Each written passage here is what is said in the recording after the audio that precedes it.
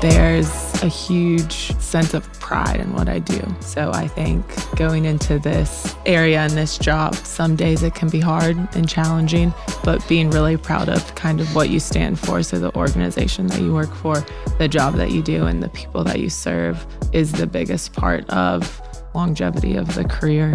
And I think that would be something that is important to have on your mind in college when you're looking at careers and jobs and companies and thinking, am I going to come home every evening or night and be proud of kind of what I've done, what I stand for?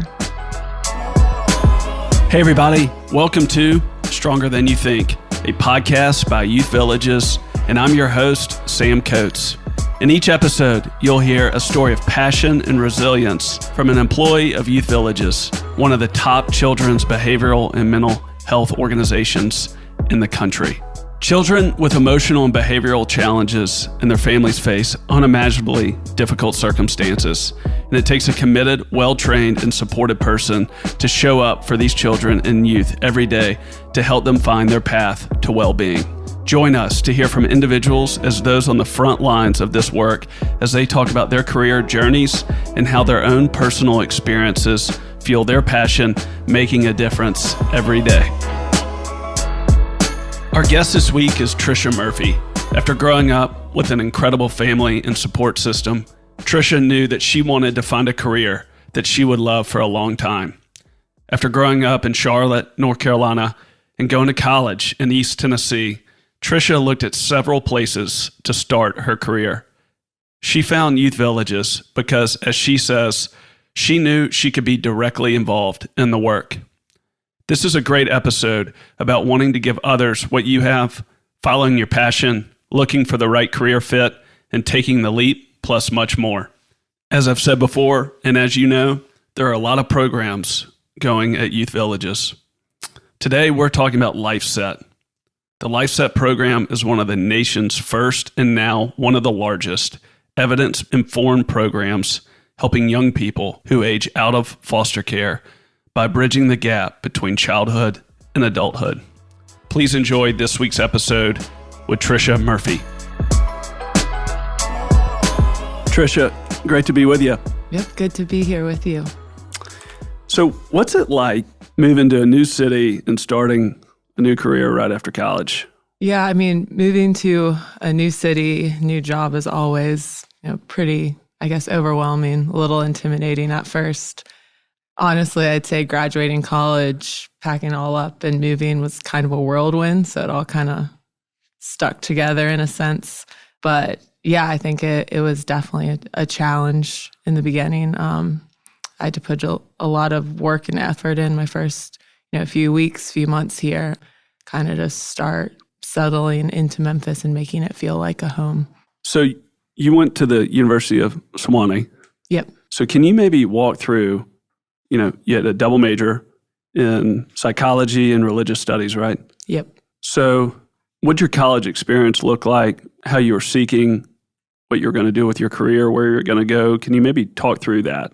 Yeah, absolutely. So I grew up in Charlotte, North Carolina. Then I moved to kind of Chattanooga area for college, went to Sewanee. I knew from the beginning I wanted to study psychology. I think just how the brain works has always fascinated me, specifically kind of how people communicate and express themselves in different ways. And so I knew I wanted to study psychology. Then I took a few religion classes in college and really loved them. So I continued, my education in religion as well. I studied abroad in Thailand. Oh, nice. And studied a lot of Buddhism and different types of philosophies. And then decided I kind of wanted to pursue both. Didn't really have a plan on what I would do with them, but knew I was passionate and interested in both. So I did that in Sewanee. Stayed there for a summer and interned in Chattanooga at a nonprofit called Bridge Refugee Services, which helped resettle refugees in the Chattanooga area. And then didn't want to leave the Tennessee area when I started looking for jobs after college. So did you have any idea you wanted to do this work when you came to college? Yeah, I knew I wanted to work in kind of the nonprofit area. And I really liked working with kids, young adults, and families. So definitely this area, but, I didn't know what youth villages was at the time at all.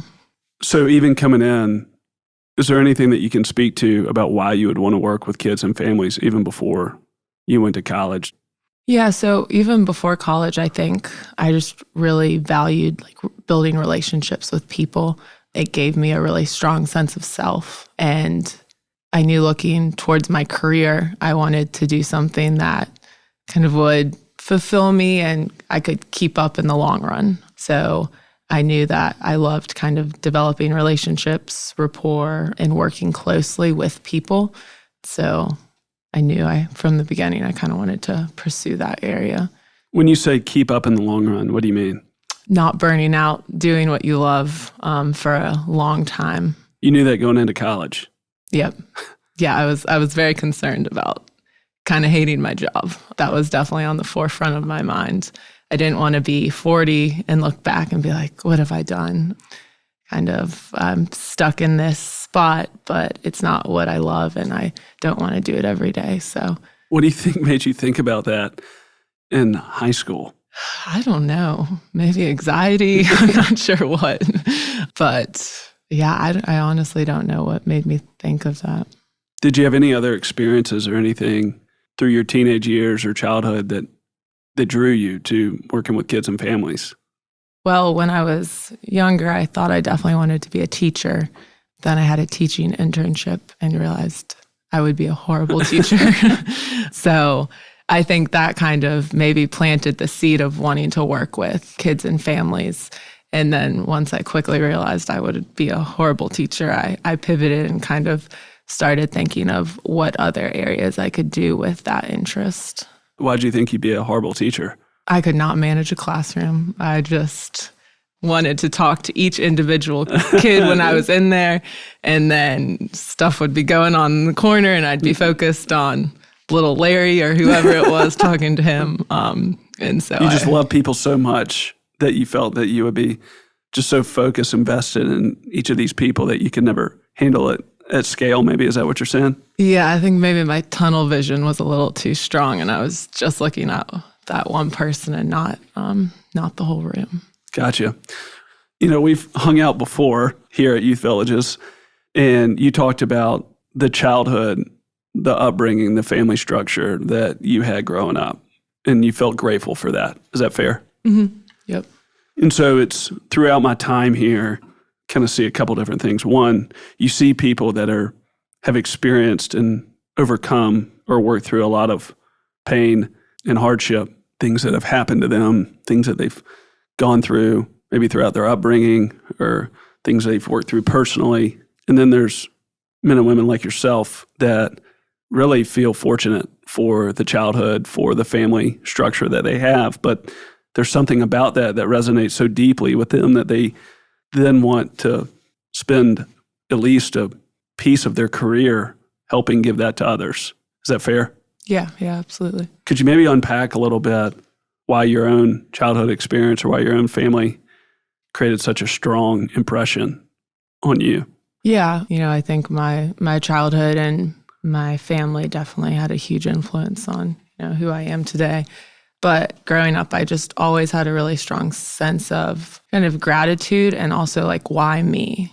So why am I lucky to be doing this? And why was I born into this situation and not someone else? And so I think I have that same approach to kind of all the privileges I grew up with, being able to go to college and not stressing about that, being able to have adult supports who guided me along that way, and always thinking, why me? How did I get lucky to be literally just born into this situation? I didn't do anything to deserve it. So similarly, people that might have been born or placed into, not as lucky situations, why them? And so I think I've kind of carried that sense of why throughout me growing up and choosing what path I want to go into.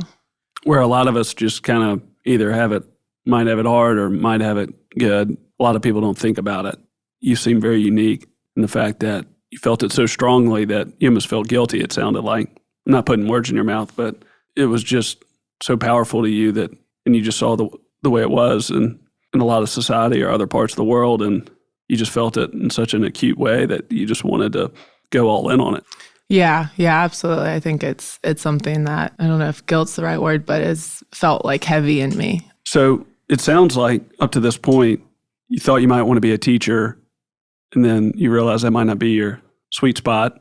And then you talked about just understanding people, connecting them with them in a very deep way, understanding human behavior, loving people. And then you talked about living in Thailand, finding Buddhism. And so then you really just kind of ran with it at college.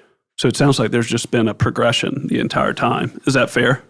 Mm-hmm. Where you've just kind of kept moving down that path. Yeah, I think I've stayed on the same path kind of that I envisioned for myself when I was younger, taking some extra loops, but I think I've stayed on the same one. If somebody was asking you for advice, let's say you were on a tour meeting with different students that are studying psychology or education or social work, and they were going to say, hey, what do I need to do in college if I love this work or think I'm drawn to this the way that you are? What advice can you share to me about really trying to make sure I maximize my time here?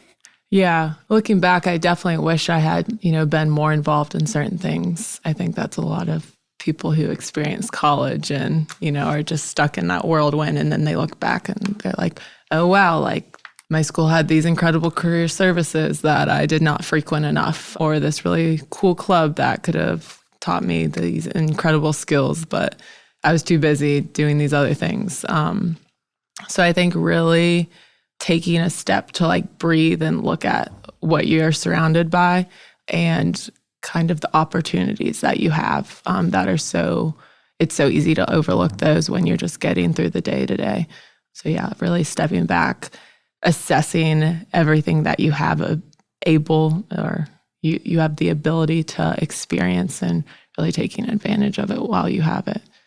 Well, just for context for the listener, it's not like you were a slouch. You were captain of your cross country and track team, right? And you double majored in college. Yes. But you're saying that there's a lot of ways to get involved and to kind of scratch that itch. Is that what you're saying? Yeah, exactly. And just exposure, just learning about different careers, different parts of, the world that you just isn't in your day to day. So just the more experience, the better, I think. What about that internship, working with refugees? In between my junior and senior year of college, I interned in Chattanooga with a refugee resettlement service. And I think that gave me a really good experience, just learning about the day-to-day, the nitty-gritty processes of getting someone from one country to another, and really all the small work that goes into it. So, reaching out to community partners, making sure bedding, housing, all of that is available. I think that was the first time I really saw big picture and small picture. So you think, okay, resettling refugees, how incredible. And then they're like, okay, we have this many beds, we have this many things. It really showed you big picture and small picture that goes into an organization. Is it fair to say that if that wasn't meant to be for you or someone else to do, then you might have stopped then? Yep, definitely. Because you go from the idea of it to the actual work.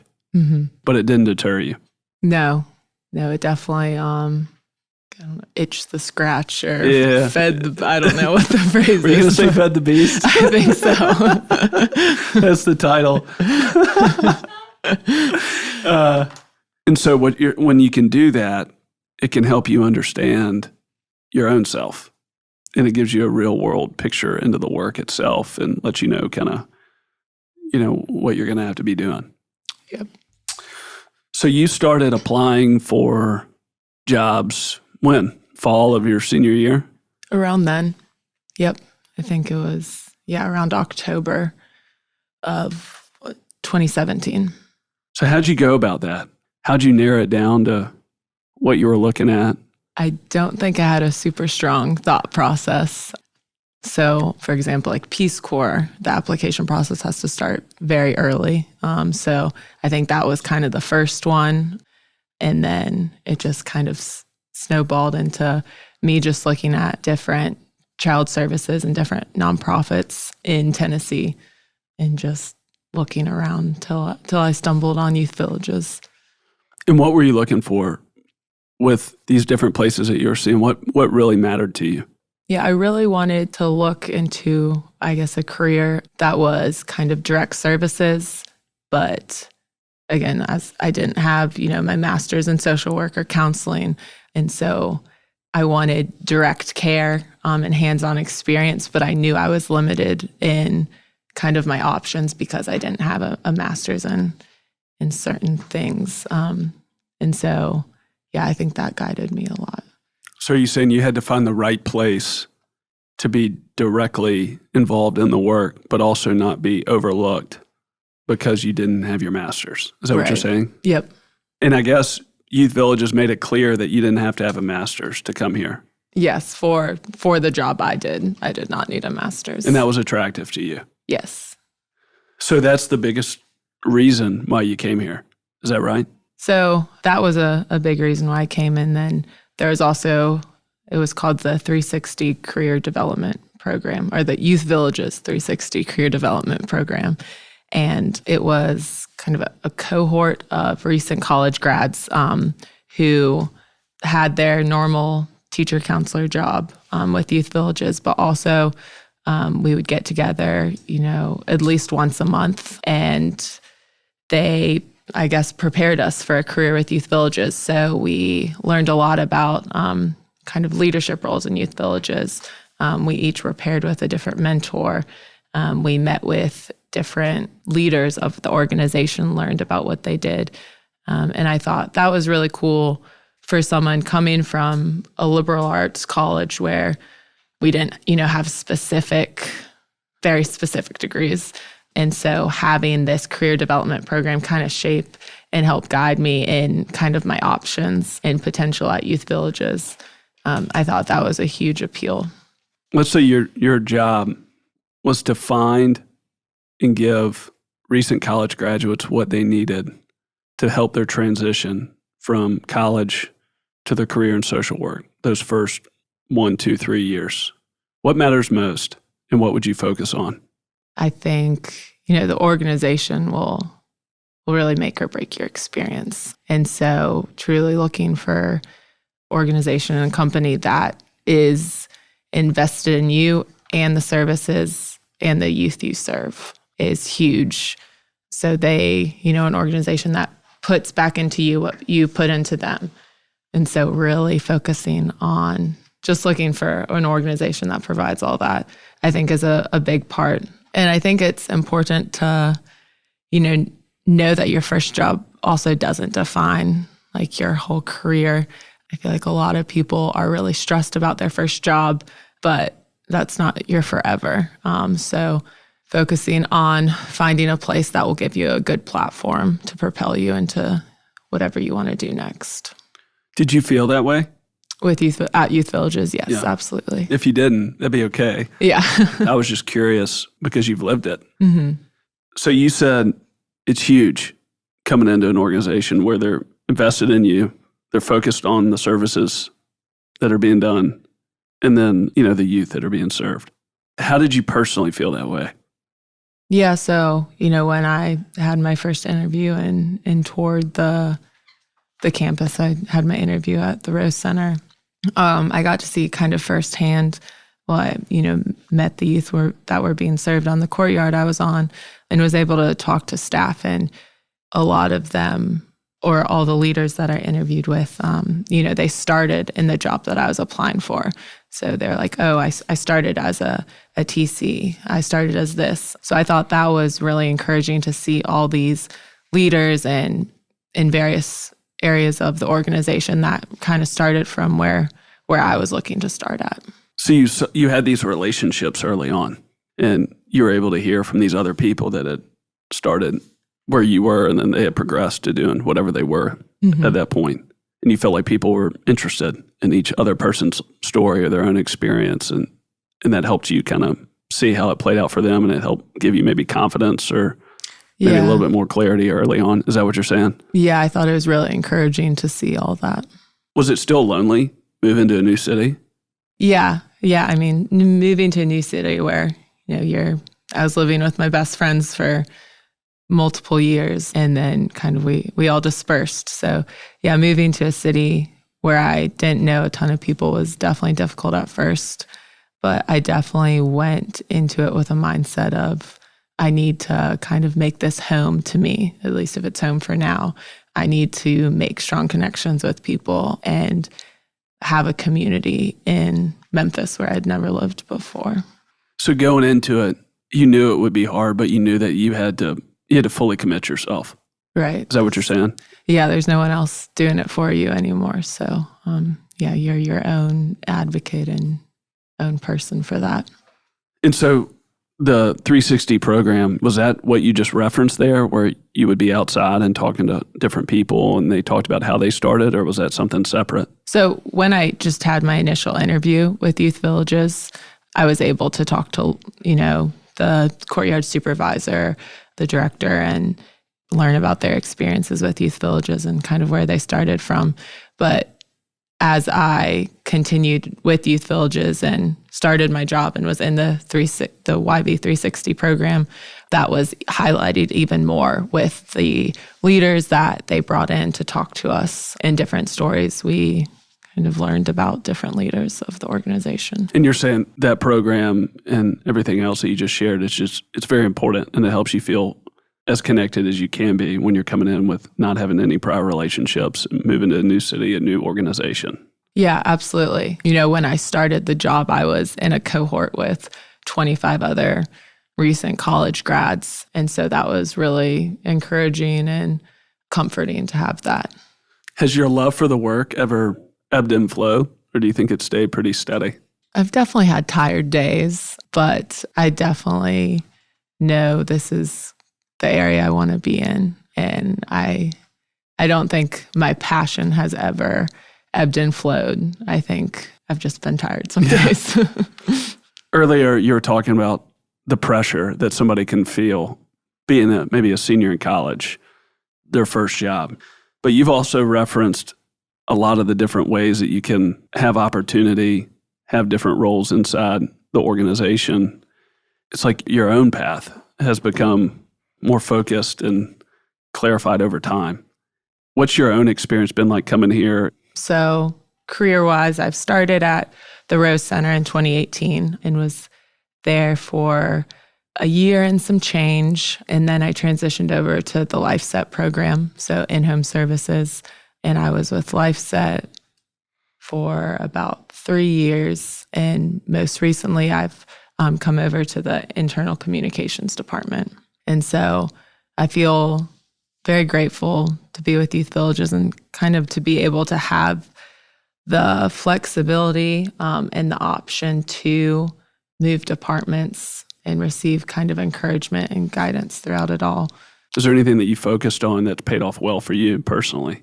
I think I've, always prioritized, providing the best service to our kids and families, our external partners, and, our internal partners. So I think, and that's a huge part that, Youth Villages culture promotes, is we want to provide the best service to everyone involved, whether it's the youth and families or another organization that we're working with, or if it's someone else you're working with internally. So I think that mindset I've carried over throughout, all of my roles, and I think has helped me. You've kept the mission first, even when you're tired or when days get long or hard or when times are good. You've kept focused on the things that you felt like you were taught when you got here, and it's just paid off. Is that what you're saying? Yep, absolutely. Yeah. Did you know when you were coming here that there would be the diversity of different opportunities? Honestly, I didn't think about it till I got here. I think before I started the job, I was just like, employment post-college. Right. I just really wanted that. The main thing, a job. Yes, a job. I don't want to go back home to my parents. But I think very quickly I saw all the kind of potential and options that you have working at youth villages. Is that important?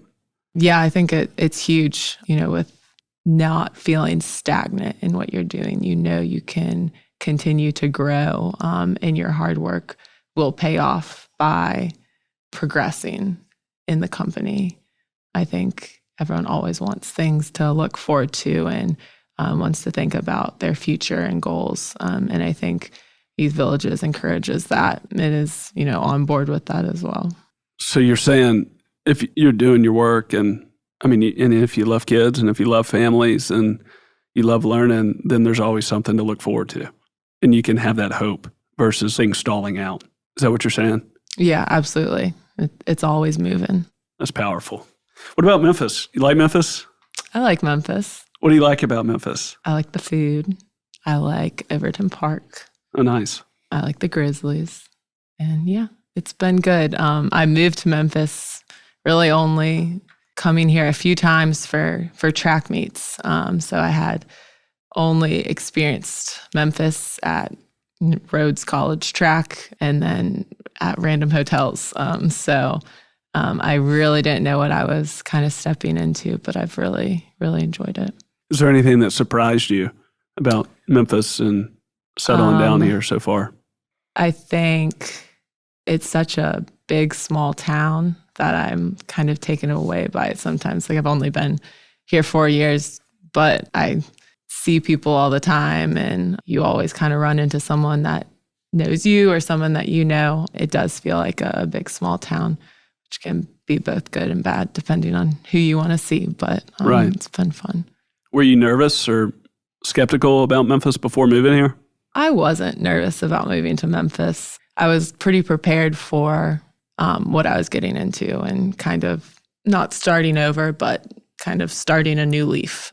And so I think I really went in with the mindset of take advantage of all kind of the opportunities you have from the beginning, because now is not the time to, be reclusive in your house. Go to the places that you're invited to, spend time with new coworkers or friends, and really embrace the change.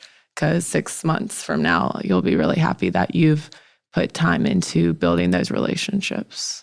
Did you just read that in a book, or did somebody tell you that? It just seems very mature and very opportunistic to think that way coming in, almost to get everything out of it. Well, I guess I had a similar experience in college. I went to school not knowing tons of people, but I was, on the cross country and track team. I made sure I joined different clubs so I could build those relationships and put myself in situations where they could continue to grow. So I think I kind of just applied that to moving to Memphis. Is it safe to say you almost have to think that way? Yeah, absolutely. There's not really another alternative unless you don't want to be happy where you moved to. Yeah. Yeah. Have you changed personally because of this work? Yeah, I think I've definitely grown a lot throughout my 4 years here. Your 20s is a lot of time of growth. I started at Youth Villages fresh out of college, wide-eyed, and I feel like I've learned a ton about this organization, the needs of youth and families in our country, and just myself, my identity, I feel like has really evolved over the last few years. If you really do love this work, or you think you may, want to do this work, it's fun. There's a ton of training, ton of information. You felt connected as a person. And if you come in with an attitude to make the most out of it, you're just going to be able to pursue this passion. Yeah, absolutely. Youth Villages, I feel like they want you to grow, and they're there kind of to push you along, and hold your hand and all that, all the way. Yeah. Yeah. What are you most excited about? Yeah, I'm excited right now because I feel like I've really, switching from LifeSet in-home services to now like internal communications, more administration, operational side of things. There's so much I don't know and that I'm learning, and that I'm excited to grow in and see how we can expand in this way. It's all pretty, fresh and new to me. So I'm excited to have the experience and knowledge that I've had at, the Rose Center and LifeSet, and also be able to apply it to what I'm doing now. I think it's really built a great foundation for me. And yeah, I'm excited to see where I can go with that knowledge moving forward. What do you think is most important for somebody to come in and to have a long-term perspective? Yeah, I think first, you need to go and start and continue going all in. Because if you kind of have to things, it's easy to just not be fully committed. So I think that's a really big part. And I think, as they teach us, time management is huge. There's a lot of work and only a certain amount of hours in the day. And so I think really, focusing on the work you're doing and also ensuring that it's manageable to make sure that you can do it long term is a huge part of it. Let's say you're talking to a woman or a man and, they're getting their degree right now in social work, or they're getting their degree in psychology the way that you did. What's it like to spend your career so far doing this work? I think there's a huge sense of pride in what I do, in what I've done. So I think going into this area and this job, I think, that some days it can be hard and challenging, but being really proud of kind of what you stand for. So the organization that you work for, the job that you do, and the people that you serve, I think is the biggest part of kind of longevity of the career. And I think that would be something that is important to have on your mind in college when you're looking at careers and jobs and companies and thinking, am I going to come home every evening or night and be proud of kind of what I've done, what I stand for? And you feel that? Yes. Yeah, absolutely. Last question I have, is there anything you're working on now or that you've seen that you most want changed for the better? I think affordable housing is the biggest issue. And yeah, it's hard to see. I think especially working in LifeSet, young adults, just housing options are so limited right now. And I know that's been an issue for a long time, but I think that definitely needs to be changed for the success of the young adult. And what are the consequences by not having affordable housing? So housing is a basic need. So how can you expect someone to hold a job, pay their bills on time, get an education if they aren't even sure where they're going to sleep at night? Thank you. Yep, thank you. From Youth Villages, I'd like to say thank you for listening to this episode of Stronger Than You Think. And thank you, Tricia Murphy, for sharing your story with us. For more information about careers with Youth Villages, visit www.youthvillages.org. That's youthvillages.org. We have also included resources in the show notes where you can find out more information about our programs. If you enjoyed today's episode and want to support the show, the best thing you can do is recommend it to a friend. Maybe share it with someone who you think might need it right now or is looking for their next career move. On behalf of Youth Villages, my name is Sam Coates, and I'm reminding you that you are stronger than you think. Before we go, here's a sneak peek at what's to come on our next episode with Youth Village's own Troy Dodson. We'll see you back here then. We need more people that's fearless. Man, I'm ready to die for this work. And if a person got that fear in them, and these street guys or street women smell that fear, you're not gonna be able to impact them or help them. They're gonna stop listening.